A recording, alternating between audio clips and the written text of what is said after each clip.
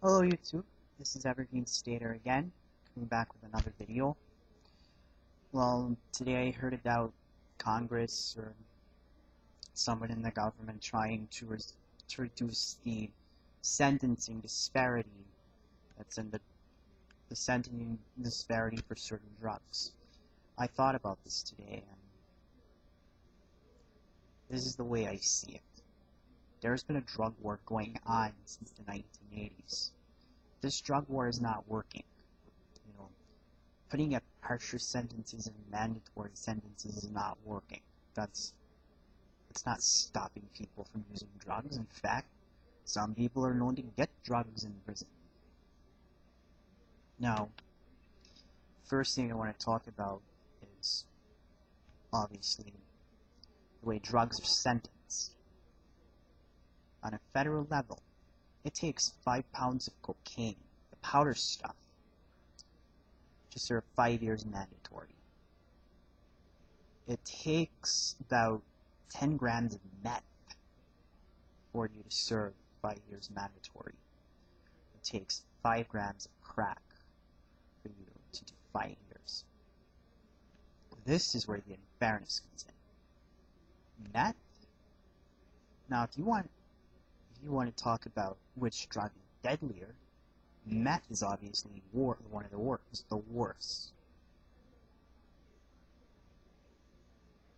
Crack is made from cocaine. You have to really think about that. The amount of cocaine it takes to make 5 grams of crack is probably a lot less than the amount of powder cocaine it takes for you to go to prison for 5 years. And yet 5 grams of crack will land you up in prison. Yeah, cocaine and crack and meth are addictive. However, the way I look at it, a big part of it is about class and race. Cocaine and meth are more likely to be used by the poor.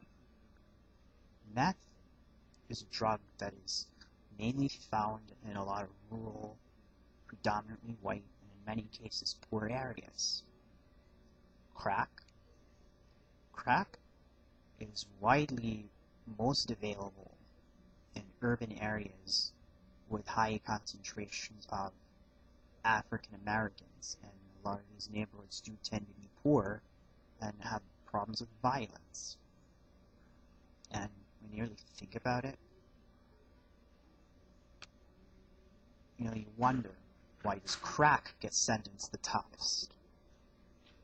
And why is cocaine, out of the 3, why is cocaine not sentenced the hardest, but crack is? I say it's a big part is race and class. A survey was done in 1991 about crack. 49.9% of crack users in the U.S. were white. 36 point something percent, 35, over 35%. This is how the breakdown went. 49, close to 50% of the crack users were white. 36% were African American, and around 14% of them were Hispanic. This was in 1991. The Asians, Pacific Islanders, and Native Americans made up less than 1% of the crack users in the U.S. Now, when you take the proportions within the ethnic group, African Americans were surveyed, and 4.3% of the African Americans were surveyed to have used crack. 1.5% of whites were surveyed to have used crack, and 2.1% of Hispanics. Now, when you really think about this, there's some irregularities. Meth is called poor man's cocaine. Crack is made from cocaine.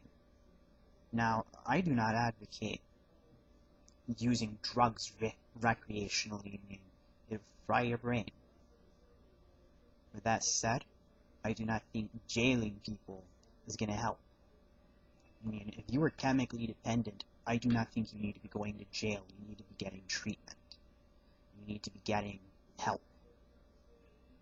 And I don't think jail is a good place for you. Help and prayer. That, I think, does a lot better than jail.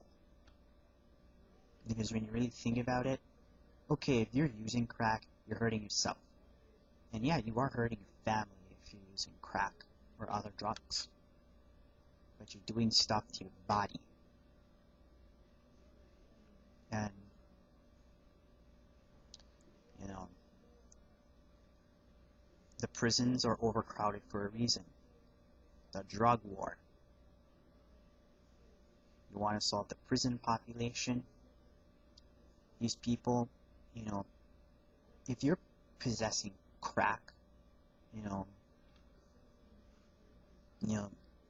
5 years for possession of crack, not its use, but its possession. Or possession of cocaine. It's like you don't have to necessarily use it, you just have to have it in your possession to go to jail. And I don't know, in my opinion, I find that stuff crazy. And,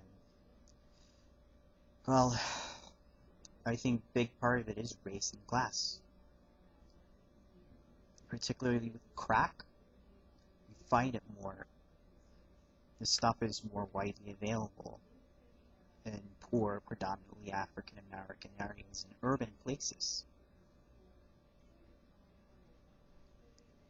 And the way this drug war was fought, it was like people who were suspected of having crack were pulled over the most. Blacks are more likely to be suspected of having this stuff. And therefore, they're more likely to be pulled over, more likely to be arrested, more likely to be convicted.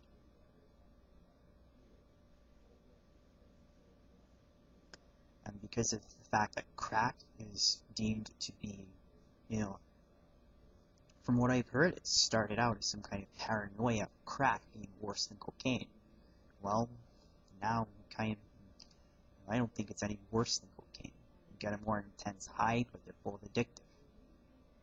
And they're both not good for you. They're both bad. But when you look at it, crack was often deemed as a mainly African American drug. And therefore, I think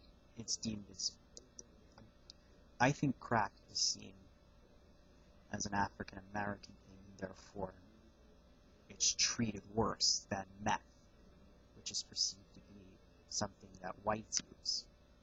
And cocaine is an expensive drug. You mainly see, it's an expensive drug thought mainly to be used by wealthier white people. I say this, putting people in jail for use of drugs, it doesn't help. It doesn't help much. And, if you're using drugs, get help. If you're using crack or cocaine or meth, you need to go get help. If you're chemically dependent, you need to get help. I do not think jail is a good place for you. That's just my thoughts on it. Got any questions, comments? Feel free. This is Evergreen Stater. Have a nice day.